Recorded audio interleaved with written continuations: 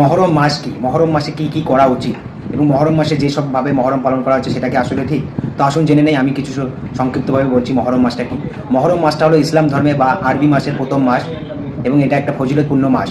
এই মহরম মাসে আদম আলাইহিস সালামের দোয়াকে কবুল করে নেওয়া হয়েছিল এবং এই মহরম মাসের 10 তারিখে ইমাম হোসেনকে কারবালায় শহীদ করা হয়েছিল, যার জন্য আজকাল মুসলিমরা বা সিয়া মুসলিমরা সহ ভারতের উপমহাদেশ, বাংলাদেশ, পাকিস্তান বা ইরান, ইরাক এইসব দেশগুলোতে কিন্তু মহরম পালিত করা হচ্ছে। অ্যাকচুয়ালি মহরম বলে কিছুই নয়, মহরমটা হলো একটা মাস। সেই মাসটাকে একটা দিন, এই মহরম মাসের একটা নির্দিষ্ট দিন 10 তারিখে মহরম পালন করা হচ্ছে বা কারবালায় যেভাবে ইমাম হোসেনকে শহীদ করা হয়েছিল তার শোকের জন্য গান বাজনা বাজিয়ে নিজের শরীরকে রক্তপাত ঘটিয়ে, নিজের শরীরকে আঘাত করিয়ে এবং নিজে আত্মঘাতী হয়ে যেভাবে মহরম মাসকে পালন করা হচ্ছে বা ইসলাম ধর্মে হারাম।